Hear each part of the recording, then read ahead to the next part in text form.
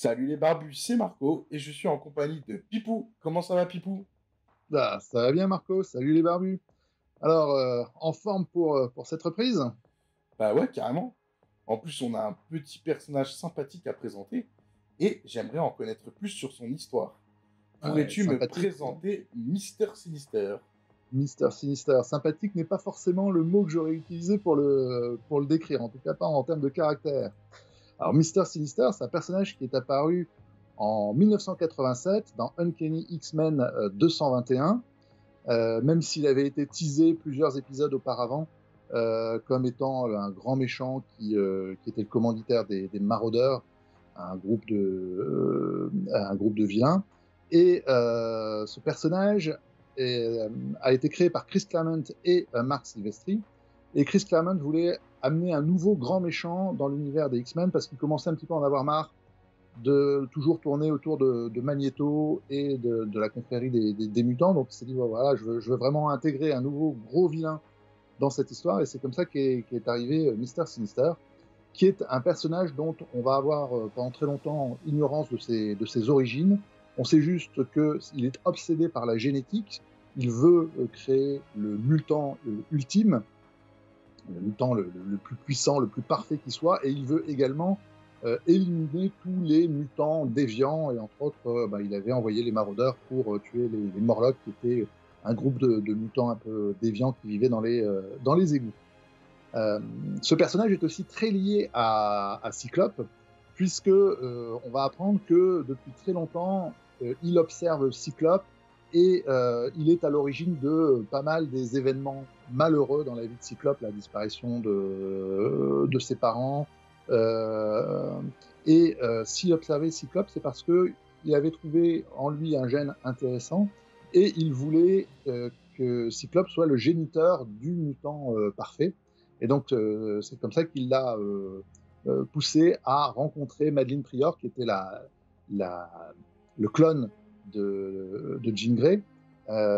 Et donc, ce clone que lui-même avait créé pour qu'il puisse enfanter Nathan Summer, qui va devenir Cable, et qui pour lui devait être l'accomplissement de sa réussite, le mutant ultime. Et entre autres, Mister Sinister a longtemps servi de lieutenant pour Apocalypse, et ça ne lui convenait pas, et un de ses objectifs était de supprimer Apocalypse, et donc il voulait utiliser le fils de Cyclope pour pouvoir s'en débarrasser. Un peu plus tard dans le crossover Inferno, Mister Sinister, donc continuant à manipuler Madelyne Pryor, va la pousser à la folie, et donc Madelyne Pryor va devenir le Goblin Queen, une vilaine à son tour. Et à nouveau, il va y avoir donc cet affrontement avec Cyclope, qui avait abandonné Madelyne pour retourner avec Jean Grey, qui avait ressuscité. Et à la fin de cette histoire, Cyclope va finir par réussir à tuer ou à détruire Mister Sinister en le réduisant en cendres par un rayon optique. Mais ça a été que très temporaire, puisque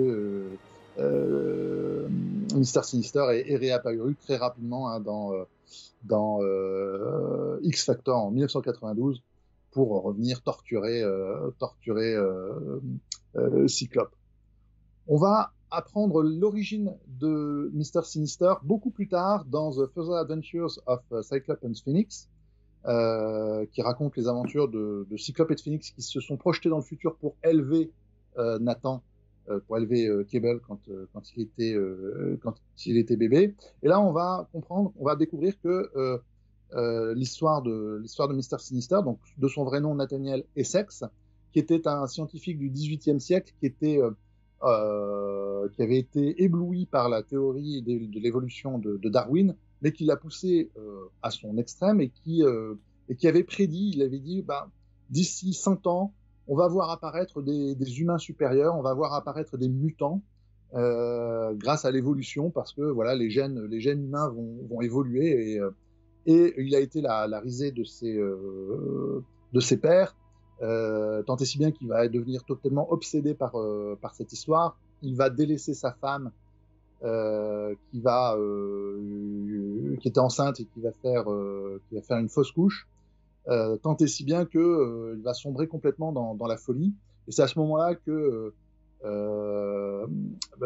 Apocalypse, qui avait entendu parler de ces théories, parce que Apocalypse était le premier mutant de l'histoire de l'humanité, avait entendu les théories de Nathaniel Essex sur les mutants, et du coup il s'est dit, bah, rejoins-moi, ton savoir sur la génétique va me servir pour retrouver les futurs mutants pour monter mon armée. Du coup, Essex va accepter l'offre d'Apocalypse, et Apocalypse, qui a la possibilité de modifier la matière, va le transformer, va lui donner de nouveaux pouvoirs, va le transformer physiquement. Et donc là, il va obtenir une résistance et une quasi-immortalité, ainsi que un certain nombre de pouvoirs tels que de la télékinésie ou de la télépathie. Et en échange de quoi, il va prendre le nom de Mister Sinister, parce que lorsque sa femme va décéder, elle va lui dire mais tu es le personnage le plus sinistre que j'ai croisé toute ma vie. Et donc il va garder cette histoire, il dit, ah, ma femme me trouve sinistre, alors je deviens Mister Sinister. Et c'est là qu'est l'origine de son nom. Et à partir de là, bah, il va y avoir cette ambiguïté avec Apocalypse, et aussi cet affrontement constant avec les X-Men. C'est vraiment un vilain majeur de l'univers des X-Men dans les années 80 et 90. Bah, super histoire, c'est super intéressant. Franchement, je le connaissais pas du tout son histoire. J'avais déjà vu sa tête, mais je pense dans un épisode de dessin animé ou quoi, quand j'étais jeune, je savais qui c'était, mais je connaissais pas très bien son histoire. Mm. Donc... Pour l'instant, il n'a jamais été adapté dans les films X-Men. Pour l'instant, on l'a pas vu beaucoup. Effectivement, il était dans certains dessins animés des X-Men, la série des années 90, et puis aussi celle des années 2000 qui s'appelait X-Men Evolution, je crois que cette série s'appelait. Donc effectivement, il y apparaissait. Je propose qu'on regarde un peu la tête de sa figurine. Alors du coup, donc c'est une boîte où il est en solo. C'est la CP46. Et donc on le voit dans un sorte de chaudron vert. Est-ce que tu peux nous en dire plus sur ceci? Non, il est toujours, il a toujours des cuves et toutes sortes d'accessoires technologiques dans lesquels il fait germer ses gènes, etc. Là, je ne sais pas exactement à quoi ça fait référence précisément, mais par contre, le personnage est vraiment à l'image de ce qui est dans les comics, à savoir quelqu'un de très imposant, très grandiloquent.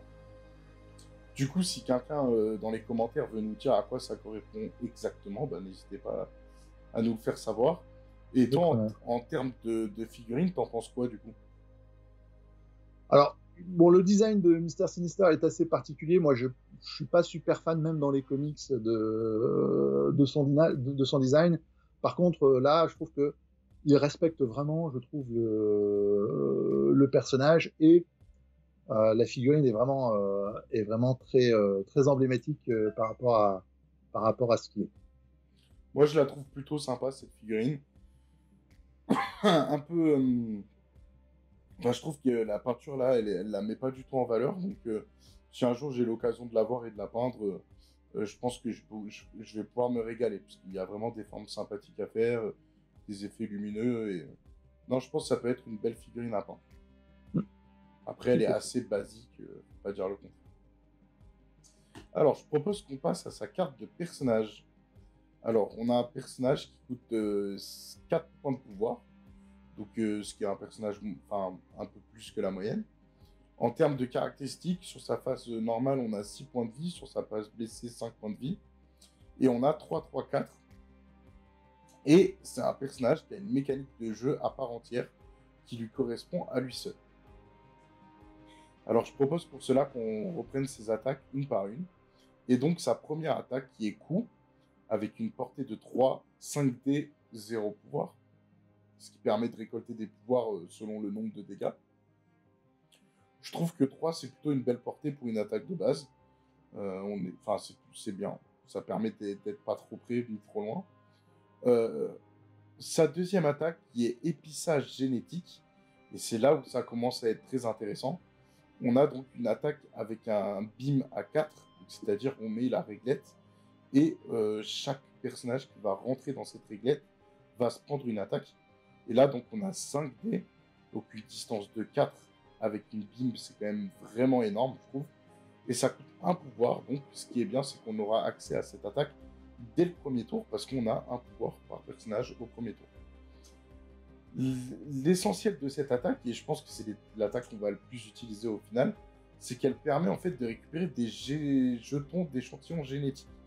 C'est-à-dire chaque personnage à qui on va faire cette attaque, donc on va tout le temps essayer de au moins toucher 3 personnages avec la réglette, ce qui nous permettra d'avoir notre maximum de jetons d'échantillons génétiques qui est de 3. Et ces jetons génétiques vont nous permettre de faire un tas de choses, c'est ce qu'on va voir par la suite. Pour sa dernière attaque, c'est une grosse attaque, et d'ailleurs sa portée correspond au nombre de jetons génétiques qu'on a. Donc avec un maximum de 3, on aura une attaque de rayon à zone 3. Ce qui est compliqué. Non. C'est une des plus grosses actuellement sur le marché des attaques. En revanche, ça fracasse quand même nos potes. Donc il faut quand même faire attention quand est-ce qu'on l'a fait et où on l'a fait, parce qu'on peut exposer nos collègues à cette attaque, et ça c'est pas cool. Mais bon, un rayon de 3, c'est quand même pas mal.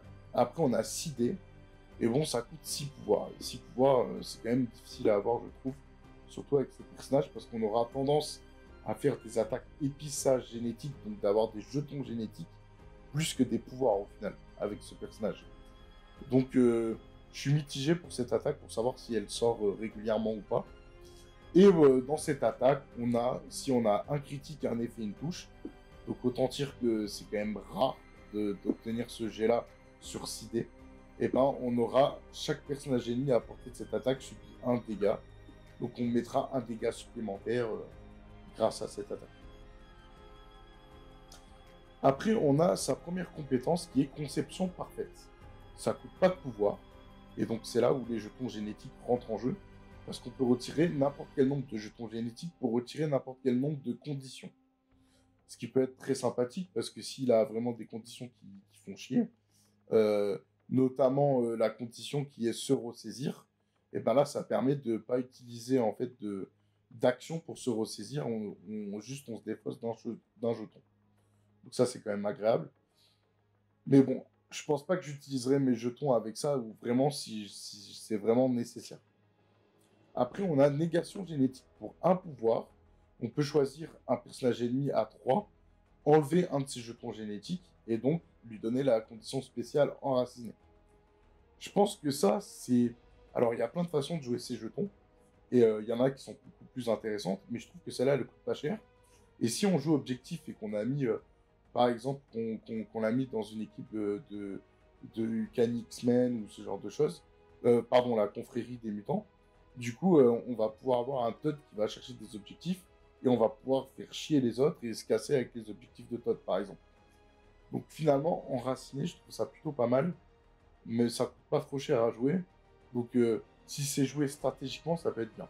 Et en plus, on n'a pas de limitation par rapport au nombre de fois où on peut jouer cette compétence. C'est là que ça peut être intéressant. Si le mec il a 4 figurines en face et que les 4 on les enracine, bah ça peut être pas mal facile par la suite. Bon. Je rectifie, on ne pourra pas en faire 4, on pourra en faire que 3, étant donné qu'on a que 3 jetons génétiques. Voilà. Mais c'est quand même pas mal. Hein. Alors, en troisième compétence, on a quel amusement petit jouet. Donc pour un coût de 2.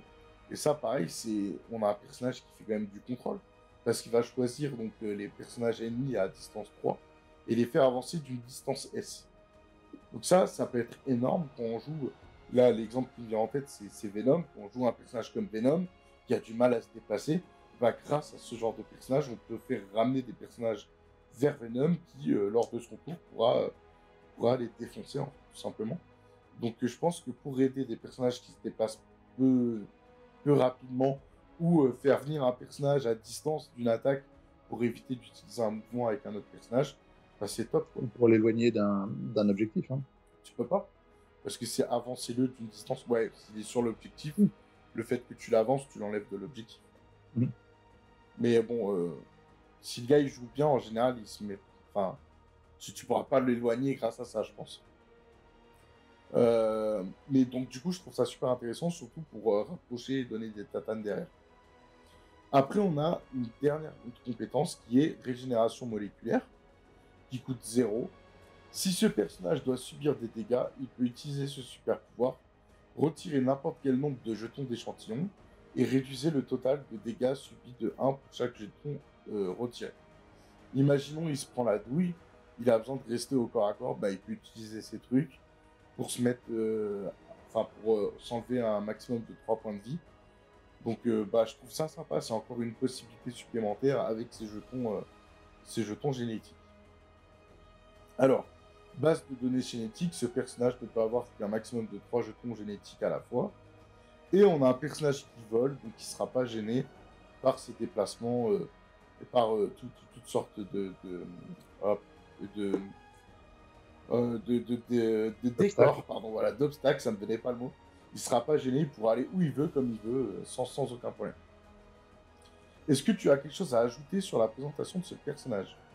Non, je trouve vraiment la mécanique des échantillons génétiques à la fois très amusante, ça apporte de la diversité même dans le jeu, et ça correspond très bien, c'est très raccord avec le personnage et ses obsessions. Alors, pardon. On va regarder donc les cartes qui sont dans ce pack. Et dans ce pack, on a 3 cartes. Une mission et 2 cartes super importantes avec ce personnage, qui pour moi seront essentielles à jouer si on joue Mister Sinister. Alors, on a un Buggles à 19, un remède contre le mortel virus Legacy.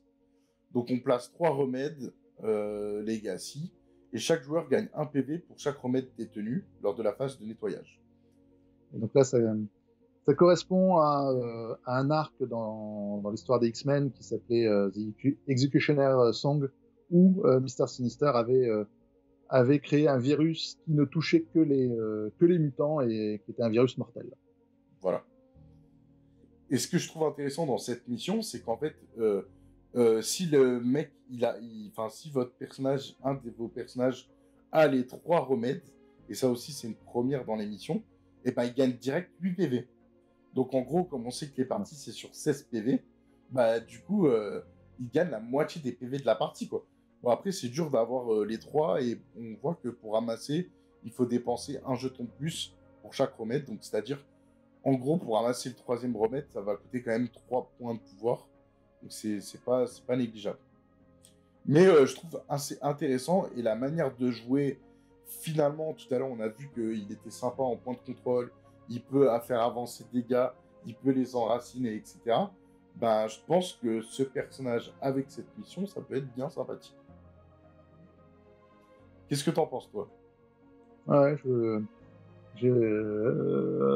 encore une fois, une mission assez originale.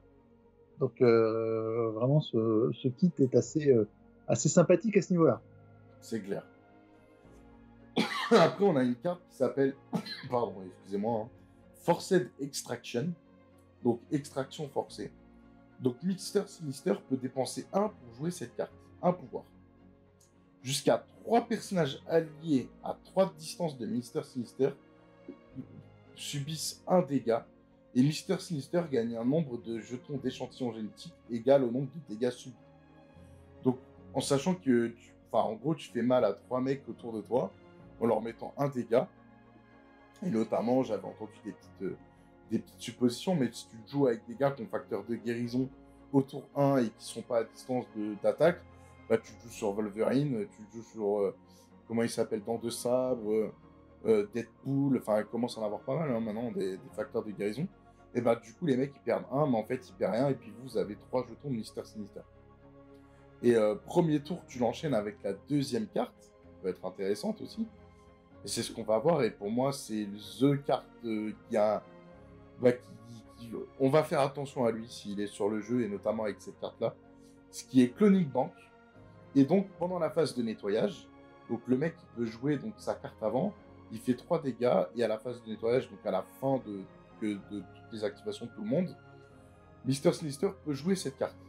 Lorsqu'il joue cette carte, on va la placer à côté du champ de bataille et pendant chaque phase de nettoyage, incluant la phase où on la joue, donc direct, Mister Sinister peut mettre 3 échantillons génétiques. Donc là, si vous l'accumulez avec la carte d'avant et que vous jouez Mister Sinister en dernier, Mister Sinister aura pu faire quelque chose avec, par exemple, son attaque, s'il a pu en mettre, mais s'il n'a pas pu en mettre, grâce à sa première carte, il aura pu avoir ces 3 jetons nécessaires à pouvoir être utilisés sur cette carte.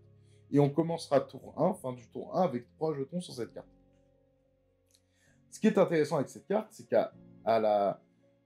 pendant la phase de pouvoir, on peut retirer n'importe quel nombre de jetons échantillons qu'on a mis dessus pour pouvoir invoquer, en fait, un personnage de notre réserve qui serait égal à la moitié ou moins des jetons qu'on a mis de côté. En gros, pour la faire courte, il faut mettre 6 jetons. Et avec 6 jetons, eh ben, on peut invoquer un personnage de niveau 3, enfin de menace 3, qui était dans notre réserve auparavant. Donc ça, c'est quand même excellent, en sachant que là, si on joue sur le Daily Bugle à 19, en gros, si on s'en sort bien et qu'on est un tant soit peu stratégique, du coup, début de tour 2, t'es à 22 contre 19, quoi. Si tu la gères bien. Mais je pense qu'il y a moyen de bien le gérer. Et en fait, ce petit côté-là, je trouve qu'il est super fun à jouer. En revanche, si tu fais ça, ça veut dire que pendant 2 tours, t'as pratiquement rien fait avec tes... Enfin, t'as rien fait avec tes trucs génétiques. Mais bon, cette carte, elle est à jouer une fois, quoi. Après, bon, si tu fais que ça, tu peux invoquer 2 gars, mais je pense qu'en fait, un gars, ça te prend déjà 2 tours, si tu le fais bien. Et je pense que ça suffit. Après, il te reste 3 tours pour gagner. On est bien, quoi. Tu invoques une petite Valkyrie comme ça. En plus, quand elle est invoquée à distance 1 de Mister Sinister. Et en plus, le personnage gagne 3 pouvoirs et fait partie directe de l'escouade. Donc en gros, j'avais pas capté que tu ne défaussais pas la carte quand tu... Ah non, tu la défausses pas, en fait. Donc tu peux continuer tout au long de la partie, et éventuellement... Tu peux en faire 2. En vrai, tu peux en faire 2 ou en faire un gros port. Enfin, tu vois, par exemple, le maximum que tu peux faire, donc ce serait jusqu'au 5e tour, mais c'est pas... Enfin, je pense que c'est pas intéressant. Oui, c'est pas ce qui mais est... dans l'absolu, tu as 5 tours, donc 3 x 5, ça te fait 15. On va dire 14, du coup. Donc 14, c'est un personnage de rang 7. Donc, en gros, tu peux invoquer Thanos à poil, quoi. Ou un Hulk à poil. Mais bon, moi, je trouve que c'est pas utile. Un personnage de 3 ou 4, c'est déjà suffisant. Et mine de rien, si tu vas sur le 4, il faut que tu l'as à partir du 3e tour, en fait. Tu auras 9, tu en mettras 8, tu vas en conserver 1. Et tu auras 8, tu pourras prendre un personnage de niveau 4. Mais je trouve que ça fait beaucoup, c'est cher payé. Oui, c'est... Quand tu arrives au 3e tour, la partie est quand même bien engagée. Donc, moi, je pense que pour des personnages de niveau 3 comme Valkyrie, tu arriveras en renfort, surtout si tu es au milieu de terrain et qu'elle arrive à distance 1 de toi avec 3 pouvoirs, voilà. Par contre, voilà, là où c'est dommage, entre guillemets, et c'était à n'importe quelle phase de la phase pouvoir, ça veut dire que quand le personnage apparaît, ne subit pas de phase de pouvoir. Parce que là, en Valkyrie, si tu l'invoques, elle aurait eu 5 pouvoirs et là, ça aurait été violent, je pense. Mais bon, moi, je trouve ça plutôt pas mal et c'est un bon personnage à jouer. Qu'est-ce que t'en penses? Alors, il est très rigolo. Je trouve que ses mécaniques sont vraiment très sympas. Donc oui, il fait pas partie, clairement, moi, de mes personnages préférés d'un point de vue fluff. En revanche, ouais, j'aimerais bien le voir sur une table et de voir une belle partie qui exploite à fond cette mécanique-là. Moi, je pense qu'il faut vraiment penser à pas mal de choses quand on monte un scénario avec lui. Mais je pense qu'il y a moyen de faire des trucs que l'adversaire ne s'attend pas du tout. Et ça, c'est excellent. En tout cas, je le trouve stylé et pour 4 points, il est pas... Enfin, je le trouve vraiment pas cher pour ce qu'il est capable de faire. Ouais, effectivement, c'est un bel investissement. Je pense également que il peut faire basculer une partie de manière assez inattendue. C'est clair. Et puis même, au pire, tu peux invoquer un personnage de niveau 2 dès le tour 1. Mm. Tu vois, invoquer un petit Wong tour 2 qui supporte les autres, ça peut être sympa aussi. Toujours bon à prendre. En tout cas, voilà notre avis sur Mister Sinister. J'espère que ça vous aura plu d'entendre ce qu'on avait à dire. En tout cas, nous, on s'est bien amusé à faire cette vidéo. Et du coup, on vous propose de vous abonner si ce n'est pas le cas, d'activer la cloche de notification pour recevoir les alertes de nos prochaines vidéos. Est-ce que tu as un truc à ajouter, Pipou? Je te laisse conclure cette vidéo. Écoutez, je rajouterai également les commentaires, ça fait toujours plaisir. Hein, soit ça nous permet de nous améliorer, soit ça nous fait plaisir de recevoir quelques commentaires. Donc n'hésitez pas. Portez-vous bien, profitez bien de chaque moment de jeu et même en dehors du jeu. Et à très bientôt les barbus. À bientôt les amis. Ciao.